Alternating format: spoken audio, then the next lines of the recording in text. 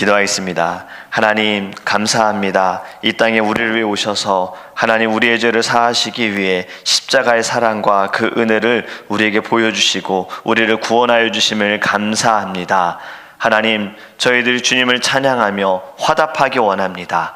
우리가 이 시간에 주님께 드리는 예배가 하나님께 받은 사랑과 은혜에 화답하는 시간이 되게 하소서. 하나님께 영광 돌리는 시간이 되게 하소서. 주의 음성을 듣게 하여 주시고 주의 말씀이 새겨지게 하시고 말씀으로 새로워지게 하여 주시며 말씀으로 승리할 수 있는 하나님의 자녀 될 수 있도록, 주님의 믿음의 군사 될 수 있도록 축복하여 주시옵소서. 성령 충만케 하시기를 간절히 원하며 예수님의 이름으로 기도합니다. 아멘.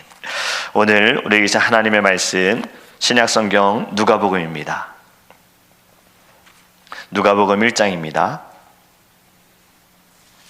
누가복음 1장 11절에서 13절입니다.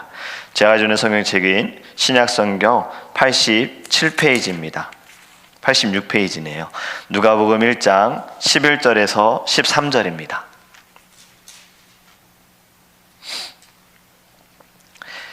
우리 함께 읽도록 하겠습니다. 주의 사자가 그에게 나타나 향단 우편에 선지라. 사가랴가 보고 놀라며 무서워하니 천사가 그에게 이르되 사가랴여 무서워하지 말라. 너의 간구함이 들린지라. 네 아내 엘리사벳이 네게 아들을 낳아 주리니 그 이름을 요한이라 하라. 아멘. 요즘 시대의 한국은요, 이 경제적인 이유라든가 사회적인 흐름 때문에 삼포세대가 생겼다고 해요. 자식이 없는 것에 대해 젊은 세대들은 그 어른들만큼 깊게 생각하지 않는다고 합니다. 이들이 지금 삼포세대는 세 가지를 포기한다라는 거거든요. 무엇을 포기하냐면 연애, 결혼, 출산, 이것을 포기해요. 그런데 또 시간이 지나니까 이제는 5포세대, 7포세대가 생겨났어요. 5포세대는 3포세대의 두 가지를 더 포기하는 거예요. 뭐냐면 인간관계를 포기하고 집을 포기한다는 거예요. 그리고 또 7포세대 두 가지 더는 여기에서 이제 그들의 꿈과 희망도 포기한다는 거예요.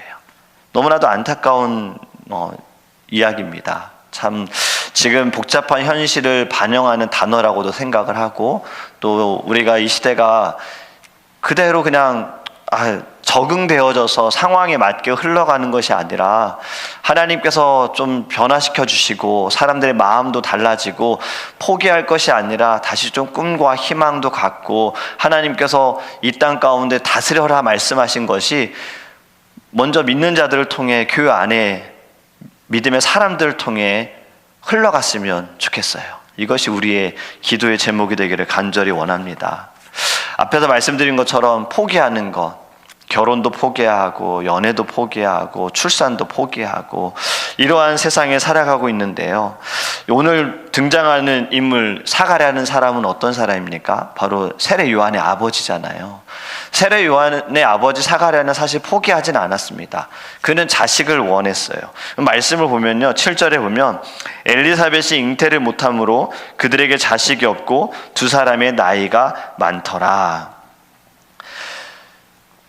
지금 세례 요한의 이 아버지가 되는 사가랴, 그리고 그의 아내 엘리사벳의 모습을 좀 볼 수가 있는데, 사복음서 중에 유일하게 세례 요한의 출생 예고와 출생에 대해 기록하고 있는 것이 바로 누가복음입니다.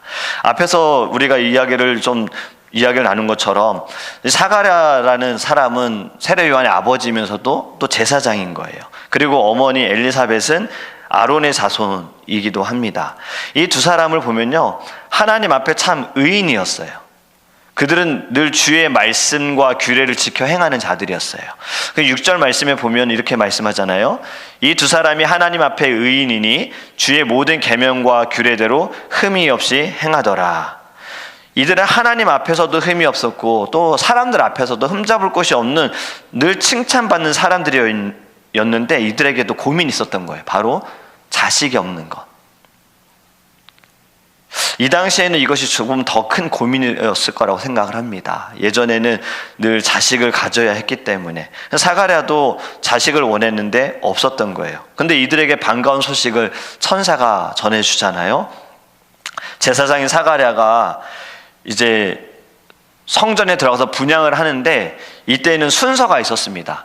사가랴가 순서가 되어졌을 때 그가 주의 사자 앞에 가서 분향을 할 때 천사가 나타난 거예요. 그래서 12절에 말씀한 겁니다. 주의 사자가 그에게 나타난 향단 우편에 선지라. 12절에 사가랴가 보고 놀라워 무서워하니. 천사를 보고 무서워한다. 이 구절을 제가 보면서 예전에 읽었던 한 재밌는 이야기가 생각이 났어요. 어느 집사님께서 늘 하나님께 기도한 거예요. 주여, 주의 음성을 듣게 하여 주시옵소서. 주의 얼굴을 보기 원합니다. 하나님의 음성을 듣게 해주옵소서. 막 이렇게 간절하게 기도를 했어요. 그래서 새벽에 막 기도하는데 하나님께서 그 집사님의 이름을 부르셨다는 거예요. 그 집사님이 깜짝 놀라가지고 두려웠다는 거죠. 이게 무슨 이야기냐면 주의 음성을 듣기 원합니다 라고 기도했는데 정말 그 음성을 들을 때에는 놀랄 수밖에 없다는 거죠. 한번 생각해 보세요. 여러분들, 우리가 새벽에 이렇게 말씀을 듣고 함께 공동 기도 제목을 나누고 각자 이제 기도의 제목 가지고 기도하고 있는데 갑자기 이름을 불러요. 아무도 없는데 누가 내 이름을 불러. 그럼 놀라겠죠. 지금 사실 그것에 대해서 이야기를 하는 것 똑같은 것 같아요. 주의 천사를 본 사가랴도 놀랍고 두려워했다. 천사들은 늘 먼저 나타날 때 이야기를 하기 시작할 때 먼저 이 말을 꼭 하더라고요. 두려워 말아라, 무서워하지 말아라. 오늘도 그렇게 말합니다. 천사가 13절에 보면 사가랴여 무서워하지 말라, 너의 간구함이 들린지라. 아멘. 사가랴의 간구함을 하나님께서 들으셨다. 사가랴의 간구는 바로 자식을 낳는 거였어요. 그런데 사가랴의 반응이 어떠했습니까? 오늘 읽지는 않았지만요, 사가랴의 반응은요, 요셉에게 나타난 천사의 말을 듣고 요셉의 반응과는 완전히 다릅니다. 요셉의 반응은요, 꿈속에서 보라 처녀가 잉태하여 아들을 낳을 것이요 그의 이름을 예수라 하라, 임마누엘이라 하라, 이렇게 이야기를 들었을 때 요셉은 받아들이잖아요. 순종하잖아요. 그것이 이성적으로도 자연적으로도 생리학적으로도 말도 안 되는 것인데, 이해할 수 없는 것인데 요셉은 순종해요. 그런데 사가랴는요, 듣고 어떻게 반응하냐면 내가 늙고 아내도 나이가 많습니다, 이렇게 반응해요. 좋게 말한 거죠. 돌려서 말하면, 직설적으로 말하면 말도 안 돼요 라는 거잖아요. 지금 내 나이가 몇 살인데요, 아내도 나이가 얼마나 많은데요, 저희는 생물학적으로도 생리학적으로도 아이를 가질 수가 없어요. 무슨 말도 안 되는 소리 하고 있어요 라고 이야기를 하는 거예요. 성경에 이러한 반응을 한 자가 이미 있지요. 예전에, 아주 오래전에, 바로 창세기 18장에 아브라함에게 하나님께서 말씀하실 때에 똑같은 반응이었습니다. 특히 사라가 장막 뒤에서 어떻게 했어요? 웃었잖아요. 그 비웃은 거예요. 나도 늙었고 사라도 생리가 끊어졌는데 어떻게 자식을 낳을 수 있느냐. 하나님께서 하시면 능치 못할 일이 없다라는 겁니다. 그런데 우리의 생각이 자꾸 이성적으로, 생물학적으로, 생리학적으로, 계산적으로 안 돼요. 아유, 그거 어떻게 가능합니까? 그런 사람 단 한 사람도 없어요, 이렇게 반응한다는 거예요. 우리 좀 이제 믿음으로 반응했으면 좋겠습니다. 믿음으로 기도하는 사람이고 하나님을 사랑하는 사람이고 하나님의 능력을 이전에 사실 경험했는데도 우리의 믿음은 늘 그렇게 연약한 거예요. 분명히 하나님께서는 지금까지 우리를 인도하셨어요. 하나님의 그 능력으로 인도하셨어요. 그런데 우리는 또 문제를 만나면, 홍해를 만나면, 골리앗을 만나면 왜 이래, 왜 이렇게 힘든 거야, 우리는 왜 이렇게 쓰러져 가는 거야, 아버지는 계시는 거야, 하나님은 계시는 거야, 우리는 늘 이렇게 반응하잖아요. 이제 우리 그렇게 반응하지 말고요, 기도하는 사람이니 하나님께서 역사하시고 하나님의 그 은혜와 능력대로 나타날 줄 믿습니다. 사람은 할 수 없어도, 세상에 이런 일이 나타나지 않는다 하더라도 하나님은 하실 수 있습니다. 우리 이렇게 믿음으로 나아가기를 간절히 원합니다. 여러분, 새벽마다 우리는 하나님께 기도하잖아요. 사가랴와 같은 마음을 갖지 않았으면 좋겠어요. 기도하는 사람이니 우리는 확신을 가졌으면 좋겠습니다. 사가랴는 제사장이라 그랬잖아요. 제사장은 예배하는 자잖아요. 백성들을 대신해서 예배하는 자고 또 다르게 말하면 기도하는 자예요. 그런데 이 기도하는 자가 어떠해? 지금 천사가 나타났을 때 두려워했어요. 천사의 말을 들었을 때 비웃었어요. 이건 말도 안 된다라고 반응한 거예요. 우리도요, 이성적인 판단이 아니라 믿음으로 판단하기를 원합니다. 어쩌면 사람들은 우리 교회, 더드림 교회 이제 시작한 지, 우리 연합하고 예배한 게 이제 1년이 딱 지났잖아요. 성탄절을 지나면서 어쩌면은 이렇게 교회가 많은데 뭐 또 교회가 하나 더 생기냐, 이런 이야기 할 수 있어요. 어떻게 이제 막 시작하는 교회가 저 비싼 수완이에 교회를 세웠냐, 거기에서 예배를 드리냐, 이런 이야기 할 수 있어요. 여러분, 우리는 거기에 반응할 것이 아닙니다. 우리도 거기에 반응해서 그렇죠, 어려울 수 있어요, 기도해 주세요가 아니라, 이런 말보다 우리는 하나님이 계세요. 우리는 하나님이 역사해 주세요. 우리는 하나님을 믿어요. 우리 교회는요, 기도하는 사람들이 있어요. 그렇기 때문에 우리는 걱정하지 않아요. 우리는 두려워하지 않아요. 하나님이 이끌어 주세요. 우리 이렇게 고백하기를 원합니다. 우리는 지금 계속 보고 있잖아요. 하나님의 손길, 하나님의 때, 하나님의 능력. 교회도 막 우리가 세우려고 했던 것도 아니잖아요. 하나님께서 세우신 거예요. 두 개의 교회가 연합한다는 거 사실 정말 쉬운 일이 아닙니다. 굉장히 어려운 일인 거예요. 그런데 하나님은 연합하게 하셨어요. 그 모든 과정도 하나님께서 우리의 마음을 붙들어 주셨어요. 서로를 생각하는 마음, 사랑하는 마음을 갖게 하셨어요. 하나님의 정확한 때에 우리는 알 수 없었어요. 이해할 수 없었어요. 어떻게 우리가 교회를 옮겨야 되는 상황인가. 근데 하나님께서는 또 예배해 주셨고 이것을 인도해 주셨고, 여기에 왔더니 또 새로운 분들을 하나님께서 보내주셨어요. 그것도 아직 하나님을 알지 못하는 분들, 예수님을 모르는 분들 하나님이 보내주기도 하시고, 또 예수님을 만나고 예수님을 경험한 분들, 믿음을 통해서 병 고침 받은 분도 정말 외국 분인데, 브라질 분인데, 저는 옛날 간판이잖아요. 그 간판 저희들 그냥 벽에 그냥 임시적으로 세워놓은 거, 그거 보고 교회가 있네 하고 들어오셨다는 거잖아요. 성령의 이끄심을 받고 그 오셔서 예배하는데 이곳에 성령의 강력한 은혜가 있구나, 하나님의 능력이 있구나라는 것을 그분이 경험하셨대요. 사실 모든 예배를, 그분 어머니는 영어도 모르시잖아요. 완전 브라질어만 아시는 분이신데 딸이 영어 듣고 옆에서 막 통역해주는 이야기를 들으면서 마음에 하나님의 역사가 있는 교회다라는 것을 그분이 느끼셨다잖아요. 그리고 우리는 나무까지도 하나님의 정확한 때 하나님이 다 베어주시고, 여러분, 우리는 이미 이러한 능력들을 경험했습니다. 앞으로 우리는 또 걸어가는 모든 걸음들이 물론 또 홍해도 만날 수 있고 골리앗도 만나고 여리고성도 만날 수 있어요. 그때 우리 이제는 이전과 같은 반응이 아니라 어떡하지?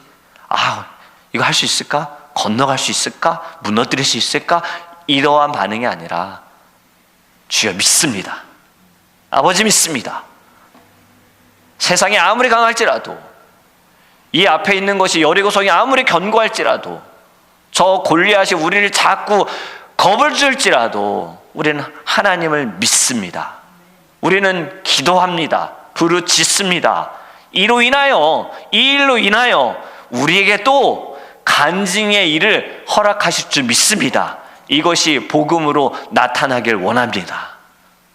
이렇게 반응하기를 주님의 이름으로 축복합니다. 여러분, 하나님을 기쁘시게 하는 건 무엇이라고 그러죠? 믿음이라고 그러잖아요. 히브리서 11장 6절에 믿음이 없이는 하나님을 기쁘시게 못하나니. 그리고 히브리서 11장에 말씀하잖아요. 믿음은 바라는 것들의 실상이요 보지 못하는 것들의 증거니. 아멘. 믿음을 가지시기 바랍니다. 저는 오늘 말씀의 제목을 좀 이렇게 정해봤어요. 내가 알던 사람이 아니네. 이렇게 제목을 정해봤어요. 사가랴 제사장이고 하나님께 기도하는 사람이었는데 그는 믿음으로 반응하지 못했어요. 그런데 이후에는 그가 결국 어떻게 됩니까? 그로 인하여 말을 못하게 되잖아요. 세례 요한이 태어날 때까지 말을 못하게 되어지잖아요. 그리고 태어날 때 이제 입이 터졌는데, 우리도요 이제 사람들에게 있어서 전도라는 것이, 예수님 믿으세요라는 것도 전도가 되지만, 먼저 우리가 달라진 모습이 나타날 때 그것 또한 전도가 될 줄 믿습니다. 물론 말씀을 전하고 예수님의 사랑을 전하는 거 우리가 가져야 할 사명이에요.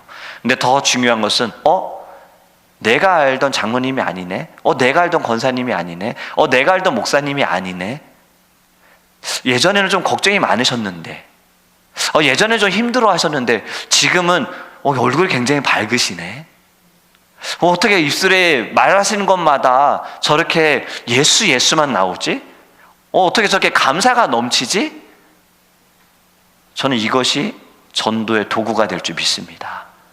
이러한 고백이 우리 주변에서 나타났으면 좋겠어요. 그것이 보여지면요, 우리 아무 얘기 안 해도 괜찮아요. 우리 교회 좋은 교회예요, 우리 교회 수완이에 있어요, 우리 성도님들 너무 좋아요, 막 서로 너무나도 사랑하고요, 우리 너무나도 뜨겁게 기도하고요, 너무 좋아요, 우리 막 젊은 청년들 어떻게 그렇게 헌신하는지 몰라요, 정말 귀해요. 영어가 더 편한 친구들인데도 벌써 2023년 1년 동안 우리대로 같이 예배드렸어요. 찬송가도 모르는데 이 자리에 앉아서 막 예배드려서 얼마나 귀한 애들인지 몰라, 이런 얘기 안 해도 그냥 우리 모습을 통해서 예수님이 증거될 줄 믿습니다. 그것이 이제 우리 2023년을 마무리하고 이제 한 주 딱 남았어요. 2024년 새해를 시작할 때 이러한 말들이 저부터 우리 성도님들 주변의 모든 분들 내 입술에서 나왔으면 좋겠어요. 내가 알던 분이 아니네, 많이 달라지셨네, 많이 정말 행복해지시고 기쁨이 넘치고 감사가 넘치고 진짜 그리스도인인 것 같네, 진짜 기독교인인 것 같네, 이러한 고백이 흘러나왔으면 좋겠습니다. 그러하기 위해 여러분, 오늘 새벽에 우리가 기도할 때에도요, 주님 저희들에게 믿음을 주소서. 내 육신의 눈으로, 육신의 마음으로 판단하고 그걸로 인해 쓰러지고 막 계산하고 이성적으로 반응하는 것이 아니라 믿음으로 반응하게 하소서. 믿음으로 서 있게 하소서. 내게 강한 믿음을 주소서. 그래야 해서 내 입술에 믿음으로만 선포하게 하여 주소서. 주님이 함께 하십니다. 주님이 역사하십니다. 주님이 이끄십니다. 지금 우리의 눈에 이것이 고통스럽고 어려울지라도 지금 하나님이 일하고 계십니다. 하나님이 역사하십니다. 우리의 모든 악함 다 끊으시고 연약함들 다 강하게 하시고 연단케 하시고 인내케 하시고 우리를 만나시기 위해 하나님이 인도하십니다. 이것이 우리의 고백이 되기를 주님의 이름으로 축복합니다. 아멘. 우리